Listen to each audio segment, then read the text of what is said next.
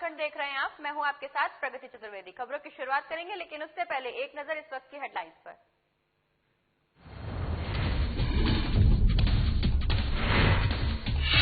विधानसभा चुनाव को लेकर कायस्थ समाज ने जताया विरोध। रविशंकर प्रसाद के आवास के बाहर लगाए पोस्टर पर टीका, बिंदी और लिपस्टिक लगाकर किया विरोध। एनडीए ने अपनी सभी उम्मीदवारों का किया ऐलान। पटना में की संयुक्त प्रेस कॉन्फ्रेंस। 243 उम्मीदवारों का किया ऐलान। बिहार विधानसभा चुनाव को लेकर आरोप प्रत्यारोप का सिलसिला जारी। तेजस्वी यादव ने सीएम नीतीश पर बोला हमला। कहा सीएम नीतीश कुमार से नहीं संभलेगा बिहार।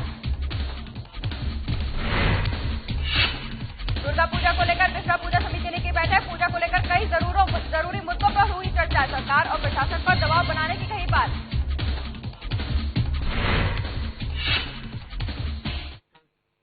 चलिए खबरों की शुरुआत करेंगे और पहले खबर राजधानी पटना से है, जहां विधानसभा चुनाव होने हैं। इसके मद्देनजर देखते हुए कायस्थ समाज द्वारा पोस्टर लगाने का मामला सामने आया है। पटना में कायस्थ समाज के लोगों ने रविशंकर प्रसाद के आवास के बाहर बेहद ही अजीबोगरीब तरीके से विरोध जताया। लोगों ने उनके पोस्टर पर टीका, बिंदी, लिपस्टिक और कान बाली लगाकर विरोध प्रदर्शन किया।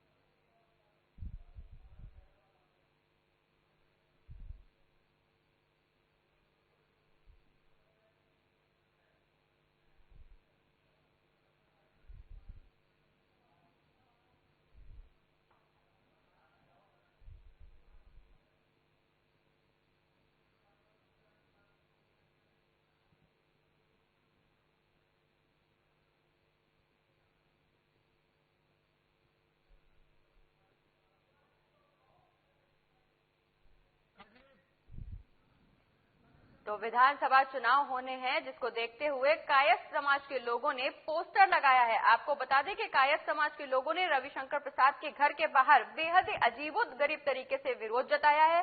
उन्होंने रविशंकर प्रसाद के घर के बाहर पोस्टर लगाया है, जिसमें पोस्टर में टीका, बिंदी, लिपस्टिक और कान बाली लगाकर, कान में बाली पहनाकर विरोध प्रदर्शन किया गया है। आपको बता दें कि विधानसभा चुनाव होने हैं, जिसको लेकर कायस्थ समाज ने विरोध प्रदर्शन शुरू किया है। कायस्थ समाज के द्वारा लोगों ने रविशंकर प्रसाद के घर के बाहर अजीबोगरीब तरीके से विरोध किया। लोगों ने रविशंकर के घर के बाहर पोस्टर लगाया है, जिसमें पोस्टर में टीका, बिंदी, लिपस्टिक और कान बाली लगा करके विरोध जताया गया है। आपको बता दें कि ये पूरा विरोध कायस्थ समाज द्वारा किया गया है। कायस्थ समाज के लोगों ने पोस्टर लगाया है रविशंकर के घर के बाहर। उन्होंने उनके पोस्टर पर टीका, बिंदी और कान में बाली लगा करके प्रदर्शन किया है। और इसी खबर पर ज्यादा जानकारी के लिए हमारे संवाददाता अभिषेक सिंह हमारे साथ मौजूद हैं। अभिषेक, रविशंकर के पोस्टर पर टीका, बिंदी लगा करके विरोध जताया गया है, क्या इस पर किसी विशेष दल की प्रतिक्रिया सामने आई है?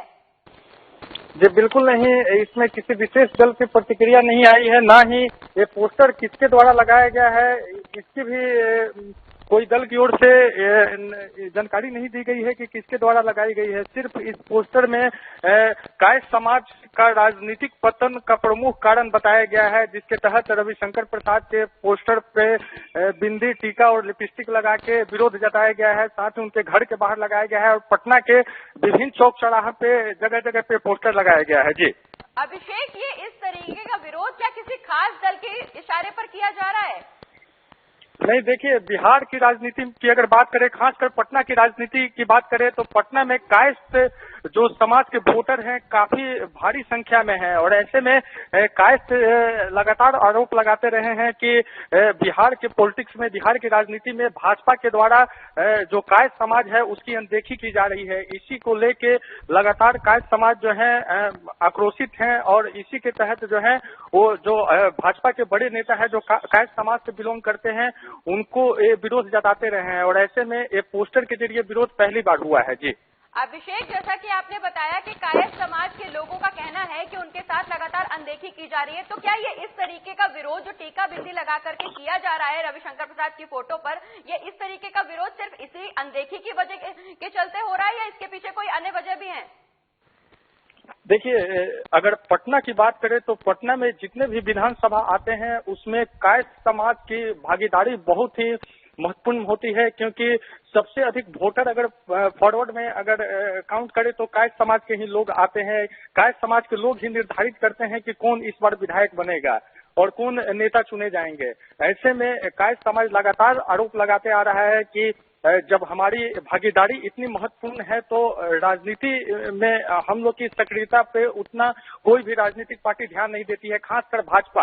अगर हम पिछले चुनाव की बात करें, पिछले कई दशकों के चुनाव की बात करें तो पटना के जितने भी विधानसभा क्षेत्र है जो पटना शहरी में आते हैं, वो बांकीपुर हो, दीघा हो या कुम्हरार हो, सभी पे जो है कायस्थ समाज का दबदबा रहा है। जितने भी विधायक हैं कायस्थ समाज से ही बिलोंग करते हैं और ऐसे में राजनीतिक जो मौजूदगी है उसमें कहीं न कहीं कायस्थ समाज की अनदेखी की जाती है, जिसके तहत जो है ये विरोध सामने निकल के आया है।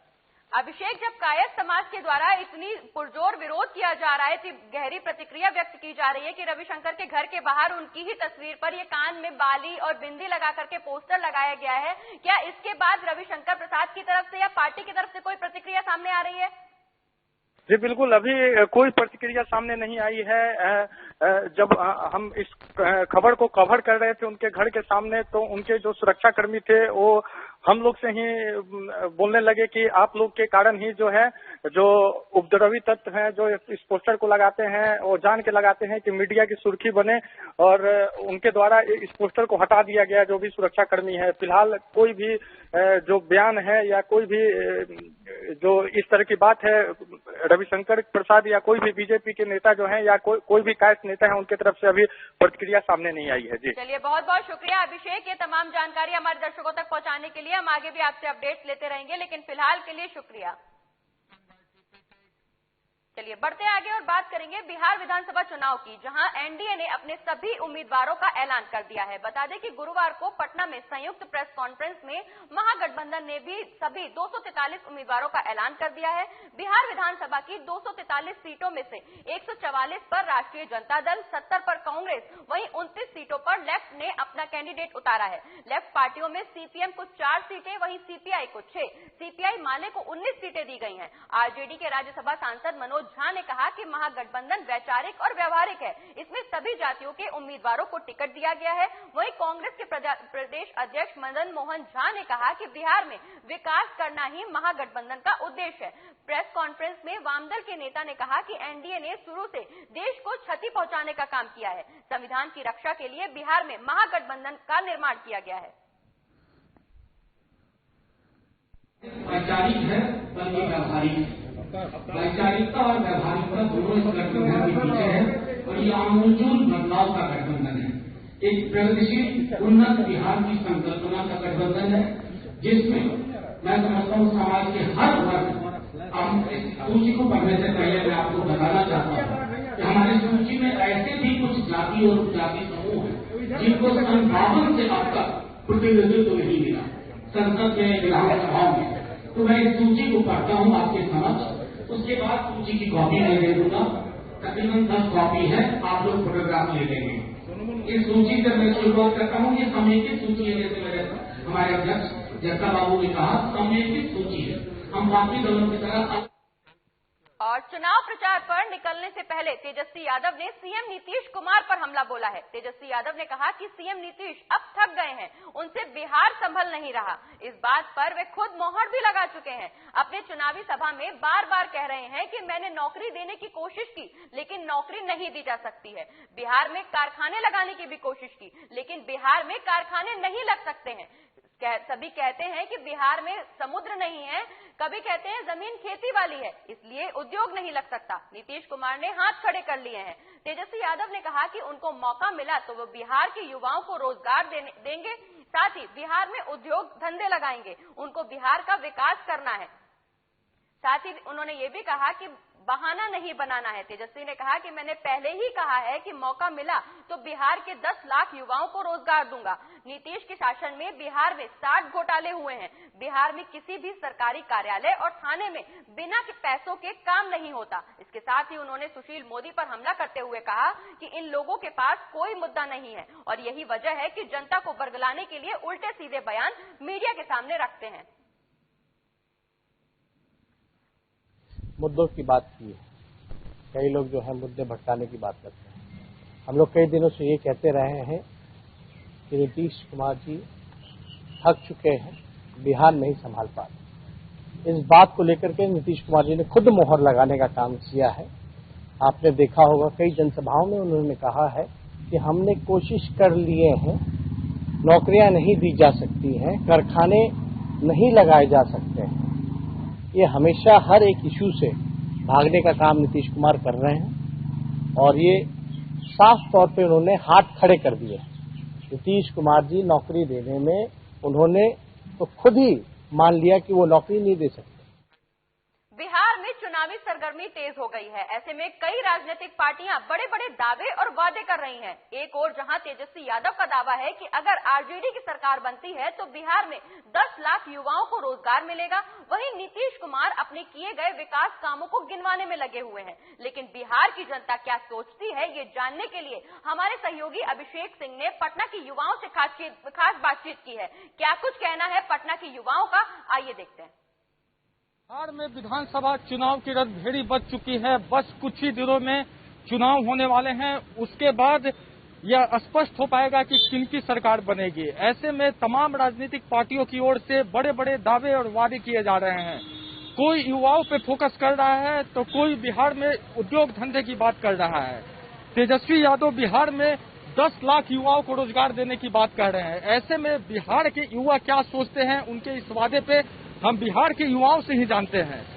आपका नाम क्या है? वरुण कुमार। अच्छा, तेजस्वी यादव दावा कर रहे हैं कि उनकी जब सरकार बनेगी तो 10 लाख युवाओं को रोजगार मिलेगा। उनके इस दावे से आप कितने सहमत हैं? देखिए, दावा हवा हवाई है और यह दावा सिर्फ राजनीति में आने के लिए कि हमको किस तरह से कुर्सी मिल जाए, लोगों को लालच दे रहे हैं और वो उनका जुमला ये साबित होगा क्योंकि उनके माता पिता भी 15 साल तक बिहार में मुख्यमंत्री थे। तो रोजगार देने के लिए क्या क्या किए, यहाँ पे जो इंडस्ट्री था वो भी यहाँ से चला गया क्योंकि रंगदारी अपहरण फिरौती होता था। ये जदयू के साथ मिलकर लगभग 20 महीना सरकार चलाए, रोजगार देने के लिए और नौकरी सृजन के लिए क्या किए यह बताना चाहिए। आपका सीधे तौर पे कहना है कि तेजस्वी यादव के पास कोई रोड मैप नहीं है? जी बिल्कुल नहीं, विजन होना चाहिए ना। हम 10 लाख देंगे, हम बोल दे रहे हैं हमको सीएम बनाइए, हम 1 करोड़ रोजगार देंगे, बोलने से हो जाएगा? ये भोजन है जो अभी चूल्हा पर चला के पका लिए, उसका रोड मैप बताइए आप किस तरह से दीजिएगा। आप बताइए, क्या नाम है आपका? मैं संजय सिंह यादव। आप तेजस्वी यादव के वादे से कितना सहमत है? देखिए, तेजस्वी यादव बोले हैं कि 10 लाख युवाओं को रोजगार देंगे। पहली बात तो बिहार में रोजगार की बहुत जरूरत है। बिहार में रोजगार के कारण बस पटना यूनिवर्सिटी में एक हमारे छात्र आत्महत्या कर लिए। रोजगार के कारण बस बिहार के कई लोग बाहर एक दूसरे के घर बाहर कमाने जाते हैं, वहां से उनको बिहारी करके बुलाया जाता है। ये रह गई बात। वो 10 लाख रोजगार देंगे, हम उनको प्रूफ करके बताएंगे। कोई हमसे प्रूफ मांगे, भाई साहब हमारे बोले थे कि प्रूफ दीजिए, तो हम प्रूफ करके बताएंगे। देखिए सर, स्वास्थ्य में लगभग है कि 4 लाख से ज्यादा सीट खाली है, शिक्षा विभाग में सीट खाली है, आप कॉलेज में चल जाइए, कॉलेज में सीट खाली है सर, 56 को विभाग है सर पेशरिया भवन में, टोटल सीट खाली है, लेकिन सीट वैकेंसी भरा नहीं जा रहा है। ये सरकार में, ये सरकार फिनो कर रहा है कि हमको दो 15 साल फिनो हम रोजगार देंगे। फिनो आप इस रोड पर सर अभी हम लोग कटोरा लेकर रोड पर भीख मांगेंगे ना, आपका नाम लेंगे कि नरेंद्र मोदी जी हमको रोजगार दीजिए, नीतीश कुमार साहब हमको रोजगार दीजिए, तब पर भी आप रोजगार नहीं दिए। युवा तेजस्वी ही बिहार को बचा सकता है, सिर्फ एक ही नारा, एक ही नाम, सिर्फ तेजस्वी यादव। तेजस्वी यादव के 10 लाख रोजगार देने से हम पूरी तरह से सहमत हैं। जैसे बिहार के 15 साल में जो नीतीश कुमार का शासन रहा है, ये युवा विरोधी सरकार रहा है। जब युवा सरकार से नौकरी मांगने जाती है तो युवा सरकार उस पर लाठी बरसाती है। जब शिक्षक भी उसे अपना समान वेतन का मांग करने जाते हैं तो उन पर भी लाठी बरसाई जाती है। ऐसे सरकार को हम क्यों वोट दें, अपना क्यों मत बर्बाद करें। अब सर, तेजस्वी यादव का सरकार आना चाहिए, युवाओं को हित में वो काम करेंगे। और जहां तक रोजगार की बात रहा तो 15 साल से तो हम लोग ये बात देख ही रहे हैं, जब से हम लोग का होश हुआ है देख रहे हैं। कुछ दिन पहले देखे थे पेपर के माध्यम से सुशील कुमार मोदी जी बोल रहे थे कि हमको और मौका दिया जाए तो रोजगार देंगे। उनको कहने में शर्म नहीं आ रहा है कि और मौका कैसे दिया जाए, जो 15 साल से राज कर रहा है। तो हम तो कहेंगे कि सुशील कुमार मोदी एकदम बेशर्म आदमी है। इसको एकदम सत्ता हथियाने का, चोर दरवाजे से सरकार बनाता है, लोग एकदम चोर है। इसीलिए तेजस्वी यादव को मौका दिया जाए। अब नीतीश कुमार की रह गया बात, तो नीतीश कुमार रोजगार दिए हैं, तो रोजगार कहाँ के दिए है? शराब के रोजगार दिए हैं। आज के लड़कन, आज के डेट में लड़कन जो जा रहा है, स्कूल जा रहा है, बैग में शराब, मैंने जो भी है शराब का रोजगार दिए हैं। वही शराब तो बंद है सब जगह? नहीं, बंद नहीं है। अब चल जाइए, हम मसूरी से हैं, मसूरी में चल जाइए, कहीं भी चल जाइए, शराब इतना बिक रहा है कि शराब से तो नीतीश कुमार का जो भी है। आप बताइए आप जी, तेजस्वी के इस दावे से कितना सहमत है? बिल्कुल सहमत नहीं है, क्योंकि उनके पिताजी लालू प्रसाद यादव और राबड़ी जी 15 साल यहाँ रहते। यहाँ क्या रोजगार था? अपहरण, डकैती, चोरी, हत्या, बलात्कार, लूट मार इत्यादि ये था। तो आप समझ सकते हैं कि ये बस युवा का जो है, युवा को वोटर को रिझाने के लिए तेजस्वी यादव जी बोल रहे हैं कि हम रोजगार देंगे। रोजगार कहाँ से दीजिएगा आप बताइए? आपको तो मौका मिला 15 साल। सुशील मोदी जी कल के उनका बयान आया है कि हमको फिर मौका मिलता। आपको भी तो 15 साल मिला। यहाँ तरस है। पटना यूनिवर्सिटी में परसों एक लड़का आत्महत्या कर लिया लॉ कॉलेज का, क्योंकि उनको मतलब पैसा की बहुत किल्लत हो गया था, आर्थिक स्थिति बेहद खराब हो गए थे। तो हम दोनों सरकार, चाहे सरकार किसी की भी बने, युवाओं को हमेशा ठगने का काम हुआ है। इसलिए हम प्रयास करेंगे कि किसी सरकार भी तो रोजगार नहीं दे रही। बिल्कुल नहीं, इसमें भी फेल्योर है। हम ये नहीं कह रहे हैं कि इसमें इसकी सरकार बने चाहे उसकी सरकार बने, पूरे तौर पर युवा त्रस्त है। उसको रोजगार कोई भी सरकार बने, लेकिन रोजगार की तरफ ध्यान देना चाहिए, नहीं तो चुनाव से बाइकआउट युवा करेगा। हम युवा है, इसलिए इस बात को बिल्कुल आप कर रहे हैं। तो आप देख सकते हैं, आप भी बता दीजिए। जी, हमें लगता है नेता कोई भी रहे, पावर कोई किसी के पास भी हो, लेकिन जितने वादे वो लोग करते हैं कोई भी पूरा नहीं करता है। जनता को ऐसा होना चाहिए कि उन पे दबाव बनाए। यहाँ तो देखिएगा कि जैसी जो सत्ता में, पावर में आता है, तो किसी को बोलने का हक नहीं मिलता है। अगर आपको कोई तकलीफ है, कोई शिकायत है, तो आप खुल के बोल नहीं सकते। अगर आप गलती से बोलने का प्रयास भी कीजिएगा, आपकी बातों को दबा दिया जाता है। ऐसे में जनता किसके पास जाए, अपनी तकलीफ किसे सुनाए? तो आप देख सकते हैं, ये पटना के, बिहार के युवाओं की आवाज है, जिनका सीधे तौर पे कहना है कि सरकार किसी की भी बनती है, लेकिन यहाँ पे रोजगार सबसे बड़ा मसला है, रोजगार सबसे बड़ा सवाल है। अब आने वाले चुनाव के बाद यह तय हो पाएगा कि किसकी सरकार बनती है और कौन सी सरकार युवाओं को रोजगार दिला पाती है। पटना से साधना न्यूज के लिए अभिषेक सिंह। और पटना मद्य निषेध इकाई को एक बार फिर से शराब माफियाओं के खिलाफ सफलता हाथ लगी है। टीम ने प्राप्त सूचना के आधार पर एक ट्रक से अंग्रेजी शराब की बड़ी खेप बरामद की है। जानकारी के अनुसार शराब तस्करी की सूचना मिलते ही भीमपुर पुलिस ने सदल बल के साथ खड़ी ट्रक के पास पहुंचकर ड्राइवर को जगाकर तलाशी ली, जिसके बाद तलाशी में गिट्टी के अंदर भारी मात्रा में विदेशी शराब पाई गई। इस मामले पे डीएसपी ने बताया कि ट्रक पश्चिम बंगाल से चलकर सुपौल किसी शराब कारोबारी को डिलीवरी देने के लिए जा रहा था। फिलहाल शराब जब्त कर पुलिस द्वारा कार्रवाई की जा रही है।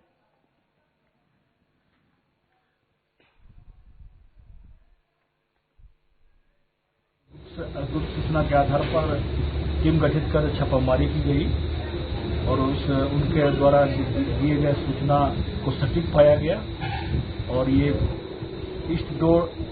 ईस्ट वेस्ट कॉरिडोर 4 लेन के पास भीमपुर में एक गिट्टी के नीचे लगभग 294 कार्टून जो पश्चिम बंगाल से तस्करी कर ला रहे थे वो बरामद किया गया है। 2 आदमी को गिरफ्तार किया गया है, उनसे पूछताछ जारी है। एक तो उसका ड्राइवर है और इसमें जितने भी संलिप्त अपराधकर्मी और तस्कर होंगे सभी के विरुद्ध हम लोग मद्य निषेध के तहत और जो भी विधि सम्मत कार्रवाई होगी। और दुर्गा पूजा को लेकर सरकार और प्रशासन दोनों ही एक्शन मोड में नजर आ रहे हैं। दुर्गा पूजा को लेकर सरकार की ओर से सभी जरूरी गाइडलाइंस जारी हो चुकी हैं। इस बार दुर्गा पूजा का आयोजन कोरोना गाइडलाइंस के साथ ही किया जाएगा। इसी कड़ी में बिफ्रा पूजा समिति ने बैठक की। इस दौरान बैठक में पूजा को लेकर कई जरूरी मुद्दों पर चर्चा की गई। समिति के लोगों ने कहा कि मां भगवती की आराधना उनके शास्त्रों और धार्मिक ग्रंथों के अनुसार होगी, न कि सरकार दबाव पर। सरकारी दबाव पर वहां समिति के अध्यक्ष ने दो टूक कहा कि अगर सरकार और प्रशासन अपने दबाव पर पूजा का आयोजन कराना चाह रही है तो सिमडेगा जिला में कहीं पर भी मूर्ति की पूजा नहीं की जाएगी और इसकी पूरी जिम्मेदारी प्रशासन की होगी।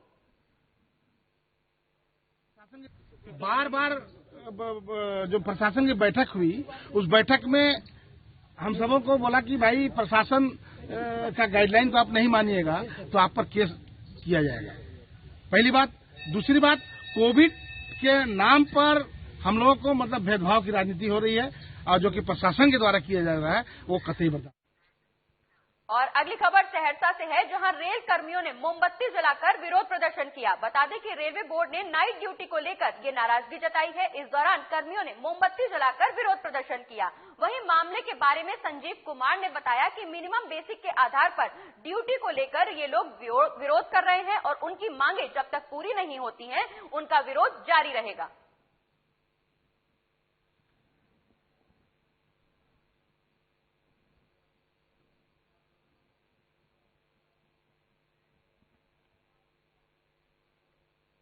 आदेश पारित हुआ है जिसमें 43,600 से ऊपर जो भी बेसिक पे है उसमें सीलिंग लिमिट किया गया है। नया ड्यूटी अलाउंस 43,600 के सीलिंग पर ही दिया गया है, जिसमें कि हम लोग इसी विरोध में हम लोग आज मोमबत्ती जला रहे हैं और मोमबत्ती जला रहे हैं। जी, मोमबत्ती जलाकर विरोध कर रहे हैं। जी, मोमबत्ती जलाकर विरोध कर रहे हैं हम लोग। कारण यह है कि सरकार के द्वारा जो है 43,600 बेसिक से ऊपर वालों को जो है तो नाइट अलाउंस में कटौती किया जा रहा है। हम लोग का मांग है कि पूर्ववत ये नाइट अलाउंस दिया जाए और बोनस का अभी तक घोषणा नहीं हुआ, बोनस का घोषणा किया जाए। हम लोग इसी के एवज में जो हम लोग विरोध प्रदर्शन कर रहे हैं। और खबरों में आगे बढ़ेंगे, लेकिन उससे पहले रुक करेंगे इस वक्त की बड़ी खबर का। सिवान से इस वक्त की बड़ी खबर हम आपको बता रहे हैं, जहां विधानसभा चुनाव के दूसरे चरण के नामांकन के लिए आज आखिरी दिन है।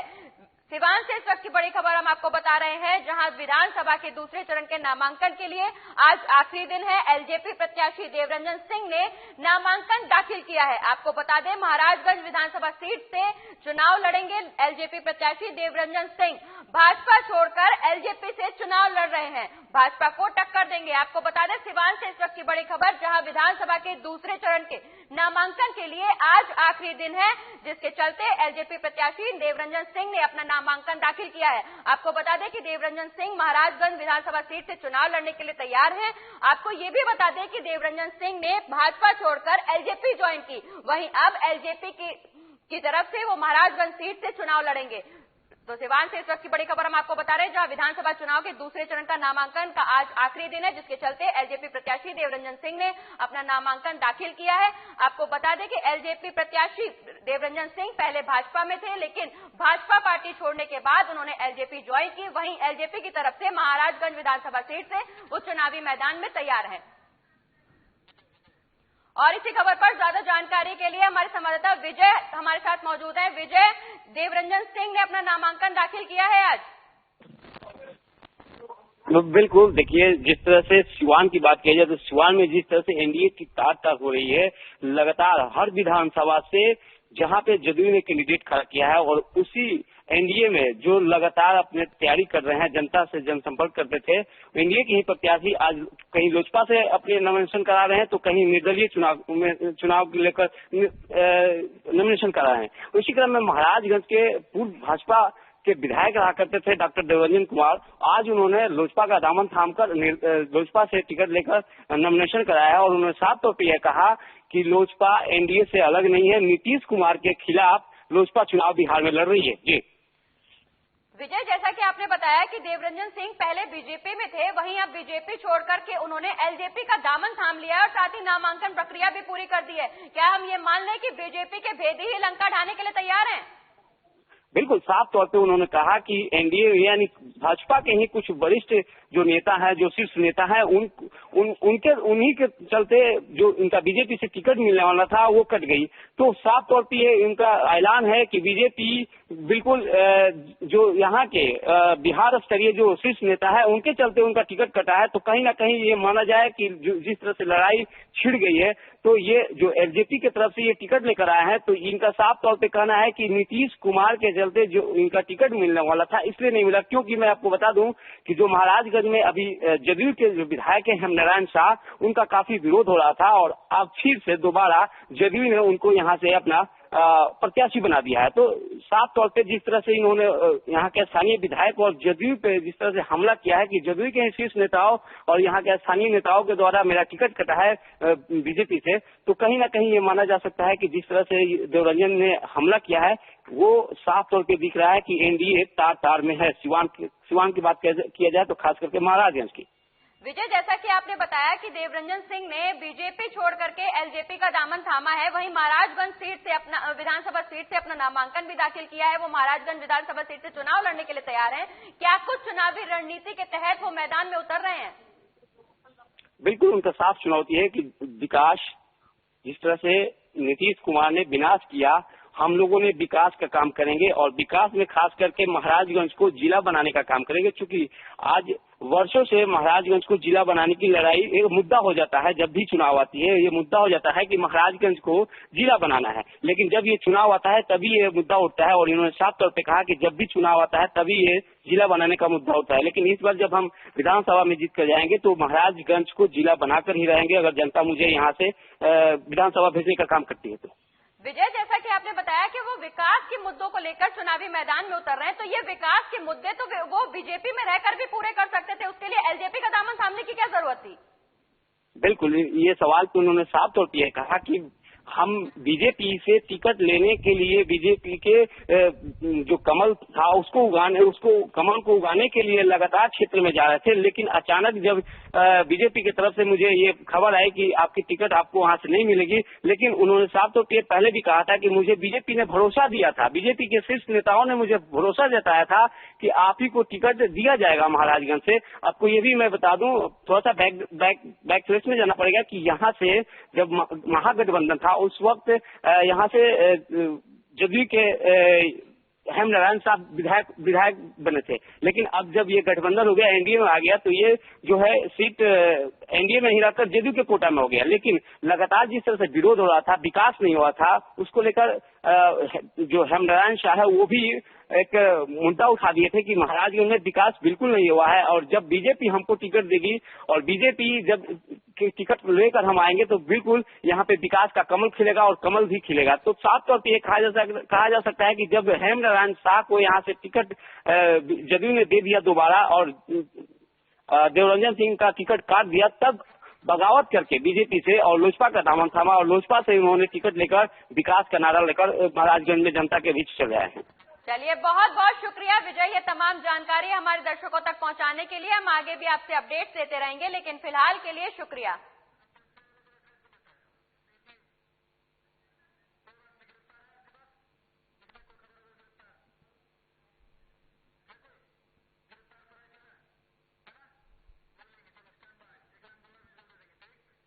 चलिए आगे बढ़ते हैं और बात करेंगे सरायकेला की, जहां खरसावा पुलिस ने 24 घंटों के अंदर बड़ी सफलता हाथ की लगी है। आपको बता दें कि सरायकेला और खरसावा पुलिस ने 24 घंटों के भीतर सरायकेला थाना क्षेत्र के मुंडाटांड पंचायत के धातकीडीह के कुएं से बरामद राजू कालिंदी नामक युवक के शव मामले का खुलासा कर दिया है। आपको बता दें पुलिस ने इस मामले का पूरा खुलासा करते हुए मृतक के भाई दीपू कालिंदी और बहनोई गुरुचरण कालिंदी को गिरफ्तार कर न्यायिक हिरासत में भेज दिया है। पुलिस ने इनके पास से एक कुदाल और मोटरसाइकिल भी बरामद की है। जानकारी देते हुए सरायकेला अंचल निरीक्षक पास्कल टोप्पल ने बताया कि पारिवारिक विवाद में भाई और बहनोई ने मिलकर पहले कुदाल से हत्या कर दी, उसके बाद शव को छिपाने के उद्देश्य से गांव के कुएं में फेंक दिया। और इस बुलेटिन में फिलहाल इतना ही। आप देखते रहिए साधना प्लस बिहार झारखंड। नमस्कार।